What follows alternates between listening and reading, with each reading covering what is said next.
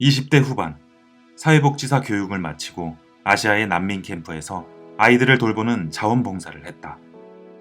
아이들은 질병과 두려움, 위험으로 가득 찬 삶을 살고 있었다. 안전은 꿈도 못 꿨고 살아남는데 급급했다. 엄청난 상실을 겪은 이들이다 보니 외상후 스트레스 장애, PTSD 증상을 보이는 아이들이 대부분이었다. 늘 안절부절 못하고 불안해하며 상당히 예민하고 경계심도 심했다. 그 후 나는 영국으로 돌아와 여러 학교에서 일하면서 또 개인 상담소를 운영하면서 아이들을 상담했다. 아이들은 한두 가지 음식을 제외하고는 먹지 않았고 상당한 불안감을 보였으며 쉽게 화내고 폭발하는 경우도 많았다. 부유한 국가에서 나고 자란 이 아이들이 외상후 스트레스 장애에 시달리고 있었던 것이다. 아이들의 삶을 더 면밀히 관찰하자 나는 아이들이 유년기를 침해당했다는 결론에 도달했다. 미디어가 넘쳐나고 정보가 범람하는 데다 늘 시간에 쫓겨 아이들은 스트레스에 시달리고 있었다. 나는 아이들을 되돌려 놓기 위해 아이의 세상을 단순하게 만드는 방법을 연구했고 많은 아이들에게 효과를 보였다. 아이가 단순하게 생활하게 해주면 지나치게 많고 지나치게 빠른 데서 오는 스트레스를 제거할 수 있다. 아이의 세상을 단순하게 만들기 위한 첫 번째 방법은 환경을 단순하게 하는 것이다. 아이는 자신의 감각에 충실해서 뭔가를 보면 만지고, 냄새 맡고, 맛보고, 던져도 보고, 소리도 듣고 싶어 한다. 그런데 아이의 방이 물건으로 가득 차 있으면 자극제가 너무 많아서 아이의 주의력이 남아나지 않는다. 장난감부터 책, 잡동사니, 집안의 조명까지 집안 환경을 단순하게 만드는 것으로 시작하라.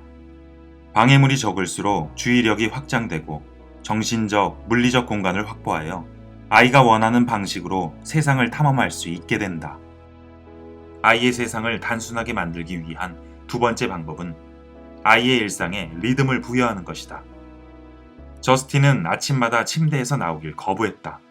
저스틴의 부모는 맞벌이 부부로 일정이 빡빡하고 변수도 많았다.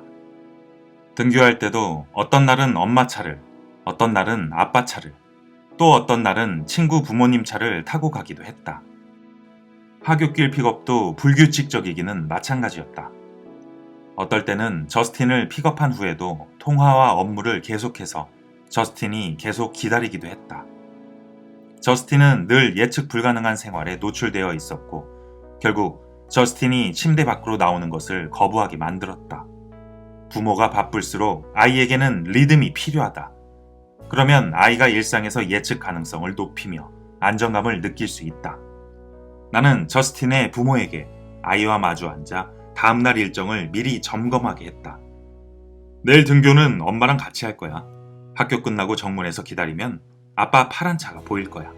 날씨가 어떨지, 어떤 옷을 입으면 좋을지부터 등교할 때와 하교할 때는 어떻게 할지도 자세히 이야기하게 했다.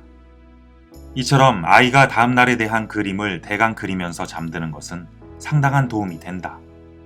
아이들에게는 이런 명확성이 필요하다. 아이의 세상을 단순하게 만들자.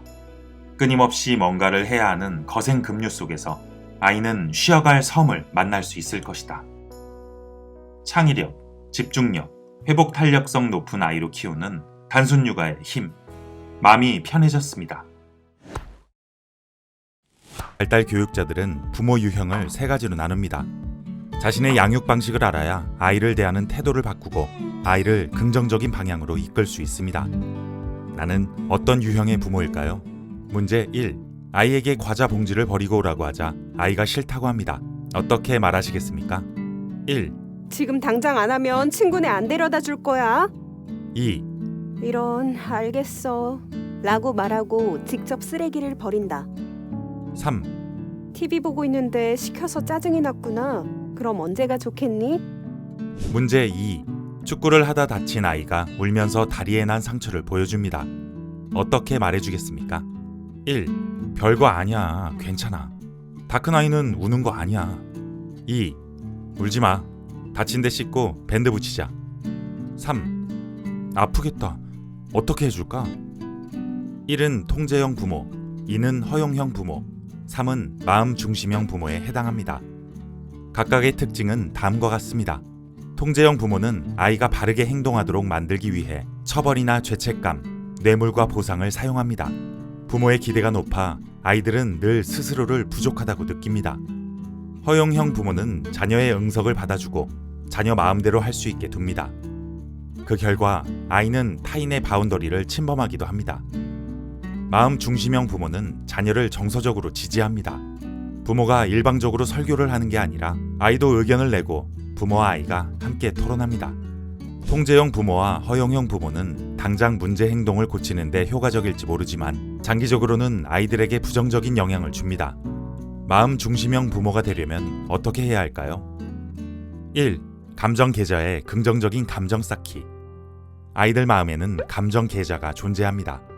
스트레스, 부모의 고함, 처벌, 실패, 외로움은 아이의 감정 계좌에서 잔고를 인출합니다.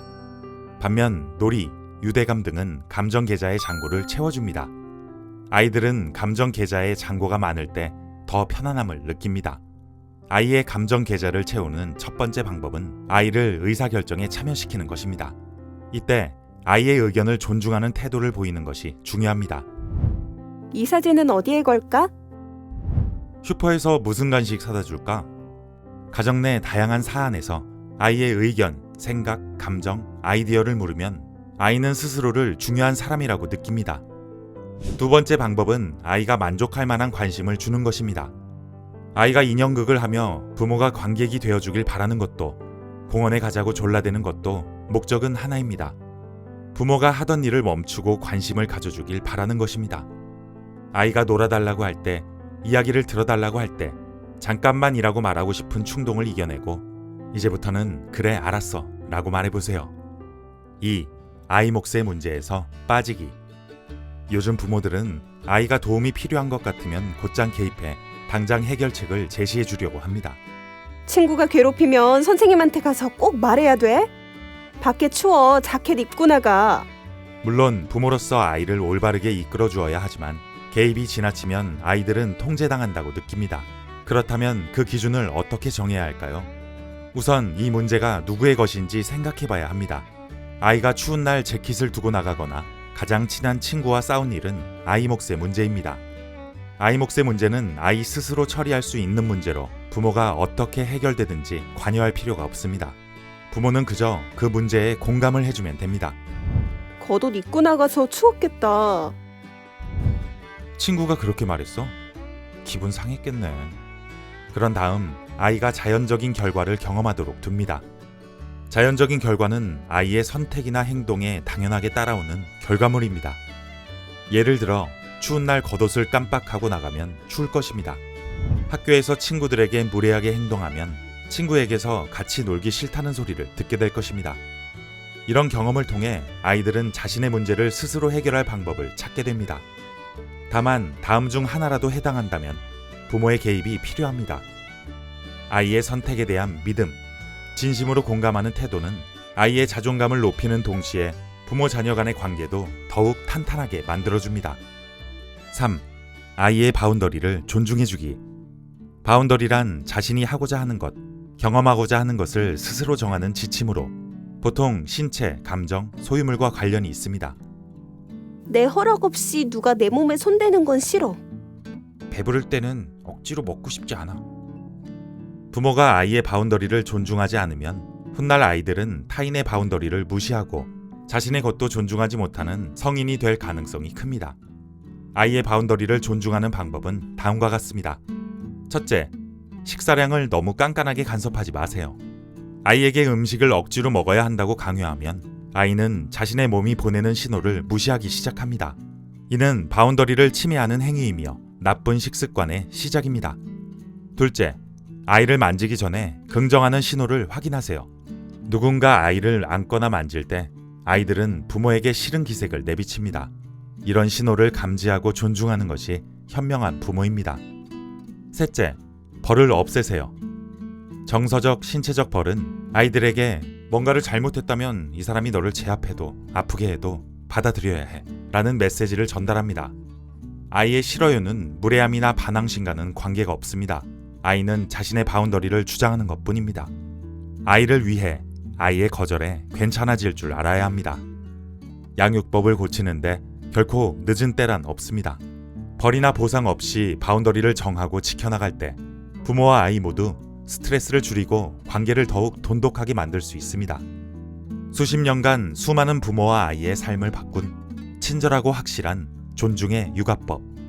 사랑받은 아이는 흔들리지 않는다. 요즘 아이들은 수시로 감정에 휘둘립니다. 작은 일에도 예민하게 반응하고 별것 아닌 일에도 짜증을 내죠. 부모님들과 상담을 하다 보면 아이가 감정을 잘 조절하지 못해서 고민이라는 분들이 많습니다. 감정을 조절할 수 있는 능력을 자기조절력이라고 하는데요.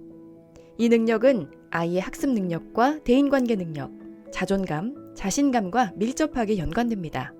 아이의 평생을 좌우할 수 있는 중요한 능력이죠. 자기조절력이 부족한 아이는 자극적인 상황에서 예민하게 반응하고 공격적인 행동을 보입니다.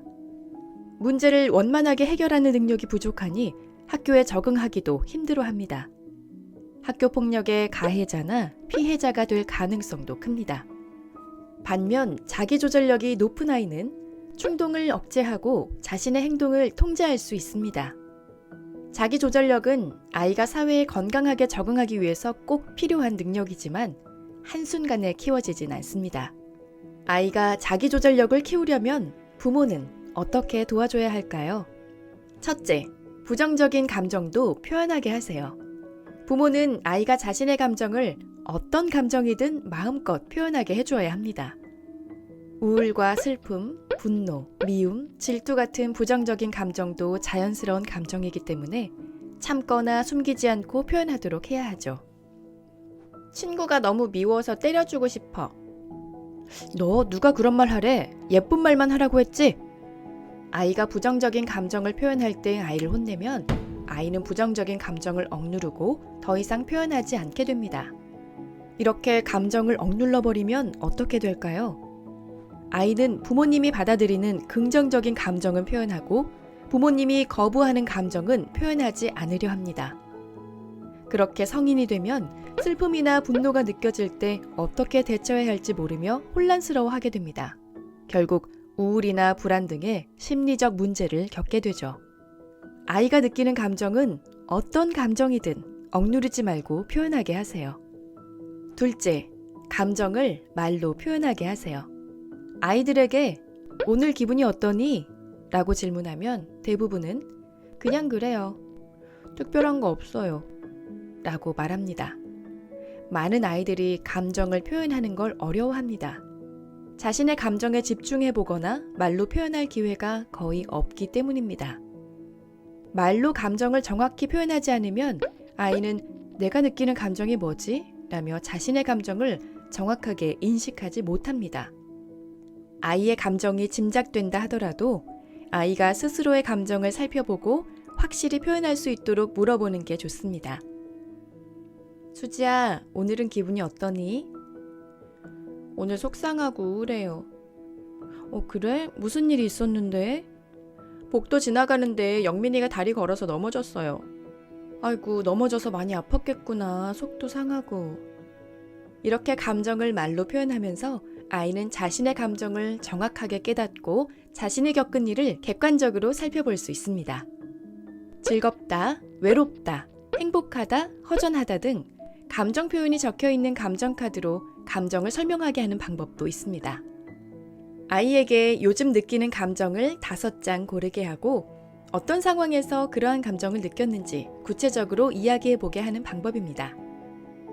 셋째, 신뢰할 수 있는 관계를 만들어주세요. 자기조절 능력은 무조건 참는다고 길러지지 않습니다. 상황을 견디기는 하지만 그것이 고통스럽다면 부정적인 감정에 휩싸이기 쉽습니다. 감정을 조절하는 힘은 충동을 참고 참은 결과에 대한 긍정적인 보상을 받아 스스로 만족감과 성취감을 느낄 때 길러집니다. 한 실험에서 마시멜로를 먹지 않고 기다린 아이에게 약속대로 마시멜로를 하나 더 주었을 때 아이들의 참을성이 더욱 높아졌습니다. 이렇듯 자신의 생각과 감정, 행동을 절제하는 힘은 약속이 지켜지는 환경, 신뢰할 수 있는 관계 속에서 커집니다. 인내하고 절제하고 통제할 줄 아는 아이 뒤에는 그렇게 할 수 있는 환경을 만들어주는 어른, 약속을 지키는 어른이 있습니다. 자기조절력 강한 아이로 키우는 방법, 초등 감정 연습. 북유럽의 작은 나라 덴마크는 1973년 이후 거의 매년 세계에서 가장 행복한 나라로 선정되었다. 유엔에서 발표한 세계 행복 보고서에서도 덴마크 국민의 행복 지수는 매년 상위권을 차지하고 있다. 2020년 기준 덴마크는 3위, 한국은 50위를 기록했다. 학자들이 덴마크 사람들의 행복 비결을 찾은 결과 그 비결은 의외로 단순했다. 그것은 바로 덴마크인들의 자녀 교육 방식에 있었다. 정서적으로 안정된 아이가 성인이 되어 자신이 받은 육아 방식을 자녀에게 대물림한 것이다. 덴마크 부모들의 육아법은 무엇이 다를까? 첫째, 덴마크 부모들은 아이들을 그냥 놀게 한다. 대부분의 부모는 아이를 그냥 놀게 하면 죄책감을 느낀다. 그냥 논다는 말은 수영이나 음악 같은 활동을 하는 게 아니다. 아이가 놀고 싶은 대로 원하는 만큼 놀게 하는 것이다. 그냥 노는 것은 덴마크 육아법의 핵심이다. 덴마크의 학교에서는 학년과 관계없이 모든 학생들이 놀이를 통해 학습한다. 과학자들은 수년간 동물들의 놀이를 연구해왔다. 그 결과 스트레스를 다루는데 놀이가 중요한 역할을 한다는 사실을 알아냈다. 예를 들어 쫓고 쫓기는 놀이는 자연스레 스트레스를 유발한다. 하지만 시간이 지날수록 스트레스에 무뎌지는데 놀이를 할수록 스트레스를 조절하는 능력이 높아졌기 때문이다. 칼싸움을 하거나 정글짐에 오르는 아이들을 떠올려보자. 아이들은 위험한 상황에 대처 중이다. 오직 아이만이 어떻게 이 상황을 헤쳐나가야 할지 알고 있다. 그러니 마음껏 놀고 있는 아이에게 잔소리하기 전에 기억하자. 아이들은 놀이를 통해 성장하고 있다는 것을 말이다. 둘째, 덴마크 부모는 솔직하다.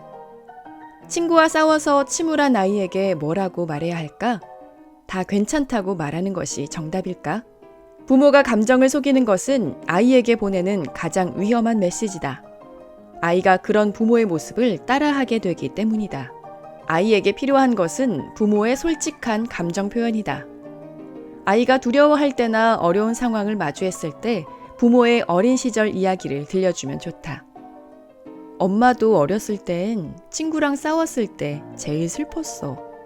그러면 아이는 부모에 대해 더 잘 알게 될 뿐만 아니라 화나고 두렵고 슬픈 감정을 느끼는 것이 자연스러운 일이라는 걸 깨닫게 된다. 책을 읽어줄 때도 다양한 종류의 동화를 읽어주자. 해피엔딩으로 끝나지 않더라도 좋다. 슬픔을 다룬 동화책에서도 아이는 많은 것을 배운다. 부모는 행복한 결말뿐 아니라 인생의 여러 모습에 대해서도 아이와 마음을 터놓고 이야기를 해야 한다. 같은 이유로 덴마크 부모는 칭찬도 과하게 하지 않는다. 칭찬을 남발하면 아이는 자신이 아닌 타인을 만족시키기 위해 행동하게 된다. 예를 들어 아이가 마구 그린 그림을 들고 왔을 때 덴마크 부모는 "와, 정말 잘 그렸네" 라고 칭찬하기보다는 그림 자체에 대해 질문한다. 뭘 생각하며 그린 거야? 왜 이 색깔로 칠했어? 쉬운 시험에서 100점을 받아왔다면 이렇게 말한다. 시험 문제가 너한테 너무 쉽다. 그치? 우리 조금 더 어려운 문제에도 도전해볼까? 이런 칭찬은 아이가 자신이 들인 노력에 집중하게 하며 겸손함도 배우게 한다. 아이가 이미 무언가를 잘한다고 생각하게 하기보다는 앞으로 더 잘할 것이라는 느낌을 줌으로써 내적인 힘을 길러주는 것이 덴마크식 칭찬의 핵심이다. 셋째, 덴마크 부모는 절대 체벌하지 않는다. 덴마크에서는 1997년 아이들에 대한 체벌이 금지됐다. 덴마크 부모의 대부분은 훈육의 한 방식으로 체벌을 고려할 가치조차 없다고 여긴다. 대신 부모는 아이가 지켰으면 하는 규칙을 정해두고 아이가 규칙을 물어보면 이해하기 쉽게 설명해준다. 학교에서는 어떨까? 매년 새학기가 시작될 때 담임 선생님이 아이들과 함께 반의 규칙을 만든다. 예를 들어 한 학급에서는 수업 시간에 시끄럽게 떠드는 아이가 있으면 반 아이들 모두가 일어나서 교실을 걸으며 박수를 쳐야 했다. 떠든 아이는 자신이 친구들에게 피해를 주었다는 사실을 자연스럽게 깨닫고 그 행동을 멈추게 된다. 체벌 없이 규칙을 통해 왜 그 행동을 하면 안 되는지 알게 되는 것이다. 부모가 훈육할 때 다른 사람의 시선을 의식하지 않는 것도 중요하다. 누군가가 지켜보고 있다는 스트레스가 커질수록 아이에게 소리 지르고 체벌할 가능성이 높아진다. 친구네 집에 방문했건 가족이 함께 식당에 갔건 자신이 옳다고 생각하는 가치관에 따라 일관되게 행동해야 한다. 만약 다른 사람 앞에서 아이를 훈육하는 것이 못내 눈치가 보인다면 차라리 그 모임에 가지 않는 것도 방법이다. 세상에서 가장 행복한 아이로 키우는 덴마크식 자녀 교육. 우리 아이 어떻게 사랑해야 할까? 육아 전문가들이 말하는 부모 대화법 중 유명한 3대 기법이 있습니다. 육아 대화법의 바이블처럼 여겨지는 3대 대화법. 이대로만 따라하면 되는 걸까요? 먼저 3대 대화법 중 구나법이 있습니다.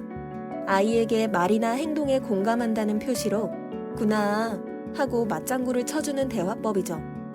우리 지연이가 친구 때문에 화가 많이 났구나. 다음은 나 전달법입니다. 감정을 아이에게 쏟아내지 않고 너의 행동 때문에 내 감정이 이렇다라고 설명하는 것이죠. 너 왜 자꾸 떼쓰는 거야? 기준이가 자꾸 떼쓰면 엄마가 너무 힘들어. 마지막으로 감정 읽어주기입니다. 아이의 행동이나 감정의 원인을 알아차리고 말로 표현해주는 것을 말합니다. 형이 안 놀아줘서 속상했구나. 아이가 어릴 때는 이 대화법이 잘 통합니다. 아이가 뭘 모르니까 엄마가 야단칠 것도 없죠. 그런데 아이가 커도 이 방법이 통할까요? 자녀가 사리분별을 할 줄 알고 어느 정도 컸을 때는 이 대화법이 통하지 않습니다. 먼저 구나법은 엄마가 자기 의견을 관철하기 위한 사전 작업 멘트로 전락할 수 있습니다. 엄마, 나 영어 학원 안 다닐래. 학원 다니기 싫구나. 그런데 말야, 학원에서 선생님이랑 공부하는 게 좋을까? 아님 너 혼자 하는 게 좋을까? 이런 식으로 일단 그랬구나 하면서 공감해주는 척하고 결국은 엄마의 의견을 제시하는 거죠. 이것이 반복되면 아이는 구나를 잔소리의 시작으로 받아들입니다. 다음으로 나 전달법에도 문제점이 있습니다. 기준이가 험한 말을 해서 엄마는 너무 마음이 아파. 엄마가 반복적으로 이 대화법을 사용할 경우 아이는 그런가 보다 하고 무시하게 됩니다. 더 큰 문제는 엄마가 화병이 날 수도 있다는 것입니다. 꾹 참기만 하면 엄마의 스트레스는 어디에 풀까요? 마지막으로 감정 읽어주기는 자녀가 말하지 않은 마음을 알아주어야 하므로 잘못하면 지레짐작이 되어 대화가 어긋나게 됩니다. 예림이가 학원 가기 싫어서 그렇구나. 아니, 그게 아니야. 전날 서진이랑 싸워서 마음이 안 좋구나. 아니라니까. 3대 대화법은 물론 장점이 많은 대화법입니다. 하지만 현실적으로 실천하기가 매우 어렵습니다. 그 이유는 이 대화법들이 상담 기법에서 유래되었기 때문입니다. 부모는 상담가가 아닙니다. 하루 종일 일하고 지친 몸으로 들어와서 이 대화법을 일관성 있게 실천할 수 있을까요? 어느 날은 나 전달법으로 말하다가 다음 날은 내가 미쳐, 너 언제 정신 차릴래? 했다가 다음 날은 다시 반성하고 그랬구나 하면 아이 마음은 어떨까요? 이 대화법이 꼭 필요한 경우는 따로 있습니다. 자녀가 심리적으로 약해졌을 때나 부모와 자녀의 관계가 악화됐을 때처럼 부모가 상담자 역할을 해줘야 할 때입니다. 평소에는 그냥 자연스러운 대화를 하면 됩니다. 아무 생각 없이 어떤 전략이나 의도 없이 대화하세요. 그게 제일 좋은 대화법입니다. 여기에 덧붙이면 좋은 대화법을 소개합니다. 바로 미러링, 거울 기법입니다. 아이를 비추는 거울이 되어 똑같이 반응해주는 것입니다. 엄마, 나 받아쓰기 6개 맞았어. 아이가 평소보다 받아쓰기 시험을 잘 보고 와서 너무 기뻐서 엄마에게 자랑하면 엄마도 똑같이 기뻐하고 자랑스러워하는 것입니다. 와, 6개나 맞았네. 이때 엄마가 아이가 내놓은 감정을 받아주지 않으면 아이는 헷갈립니다. 내가 기뻐하는 게 잘못된 건가? 자기 감정에 의문이 생기면 아이는 언제 기뻐해야 할지 모르게 됩니다. 점점 아이는 감정을 표현하지 않게 되죠. 하지만 엄마가 미러링을 잘해주면 아이는 공감력도 커지고 자기 표현도 잘합니다. 누군가 받아주는 걸 경험했기 때문에 안전하게 감정을 표현하죠. 친구들 마음을 알아주고 상담해주는 역할도 하게 되죠. 엄마들이 미러링을 못하는 이유는 자녀의 감정에 초점을 맞추지 않고 팩트에 초점을 맞추기 때문입니다. 아이가 감정을 보일 때 팩트가 떠오르면 빨리 도리도리하고 아이 감정에 내 마음을 맞춰야 합니다. 엄마들이 가장 어려워하는 6가지 고민에 답하다. 엄마 심리 수업 2번째, 실전편. 이 콘텐츠가 도움이 되었다면 구독과 좋아요를 눌러주세요.